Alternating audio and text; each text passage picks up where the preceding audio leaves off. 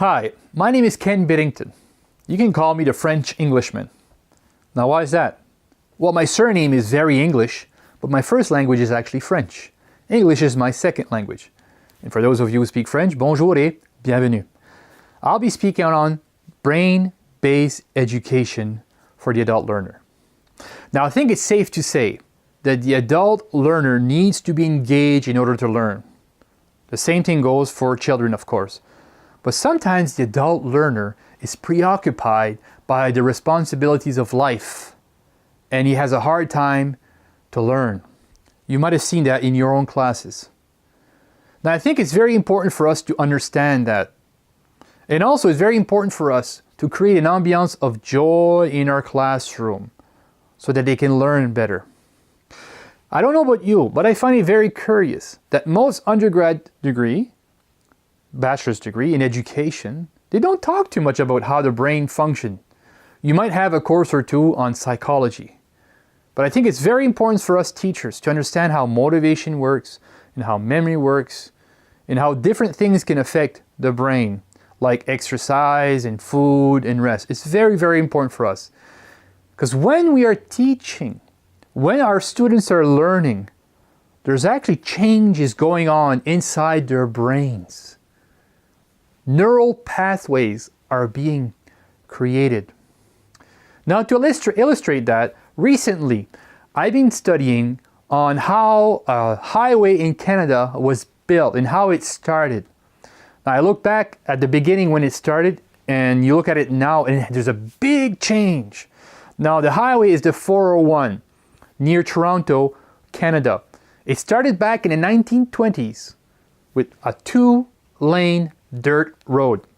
And today, in some areas, it's actually 16 lanes wide.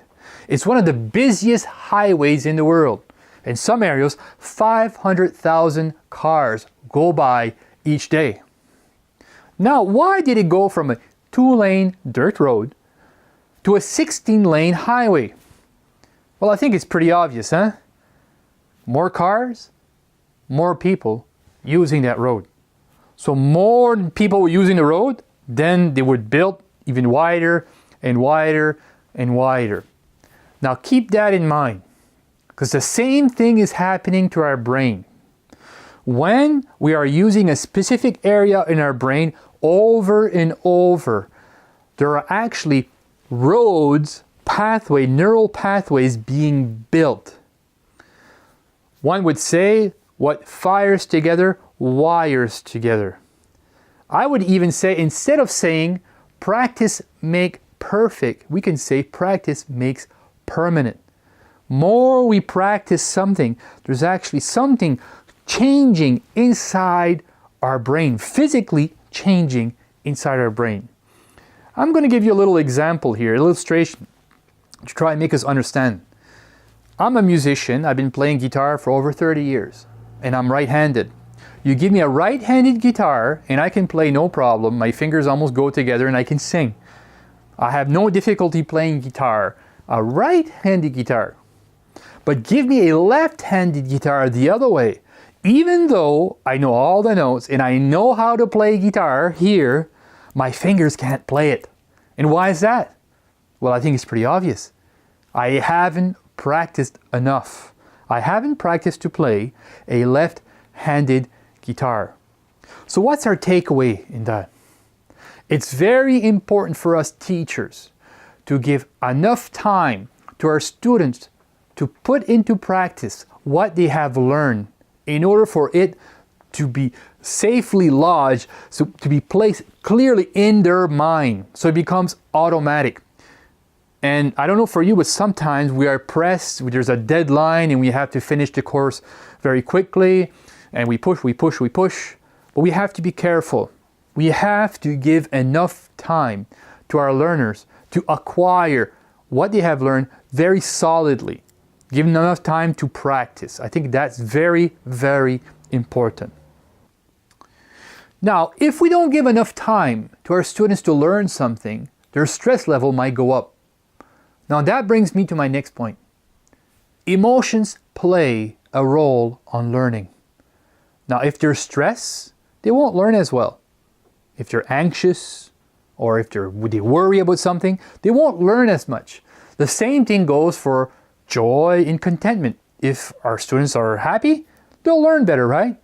Now my question is this: can we as teachers add something that will actually make them better learners? And can we eliminate things and that will help them to learn better? Of course. There's some things I have control over, some things I don't have control over. For instance, I can't learn for them. I can only teach them. They're responsible to learn. But let's say we put a little music when they walk in the classroom. Nice music in the background. I added something that actually will reduce their stress and they'll be able to learn better. I can maybe adjust the temperature, make sure it's not too hot, or make sure it's not too cold. All those things I have control over.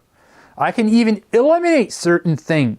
For instance, if there's a lot of noise, I can shut the door, or I can do certain things that I have control over that will help them to learn. So I can add things and I can eliminate things. I can also do things or add things that will actually bring also some joy. Now, I can't give them joy, but I can do things that maybe will help them be happier. For instance, let's say you walk in the classroom and it's a bit dull. Like you see there's something, just people are not motivated. Well, sometimes I would say a little joke. I don't have too many jokes in my repertoire, but I would say a joke and I would tell them, even though it's not funny, can you please laugh? But that helps. It wakes them up, right? So I can say a joke, use humor. That's very important because that will actually do something inside their brains that will help them to learn. There are also things that I can eliminate. For instance, I can reduce stress in them by clearly stating what we are doing today. That will actually reduce stress inside their mind and it'll help them to learn.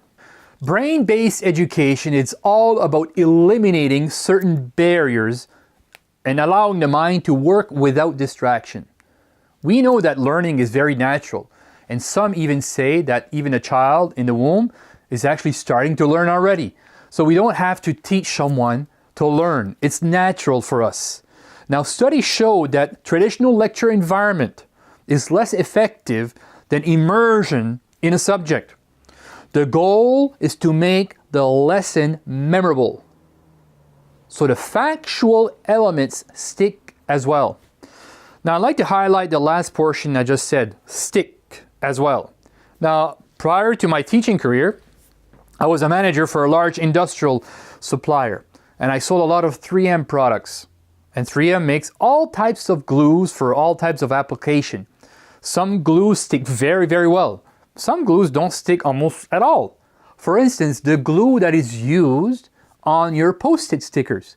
I mean, you can glue it and you can post it and take it away and put it back and take it away. It doesn't leave any residue.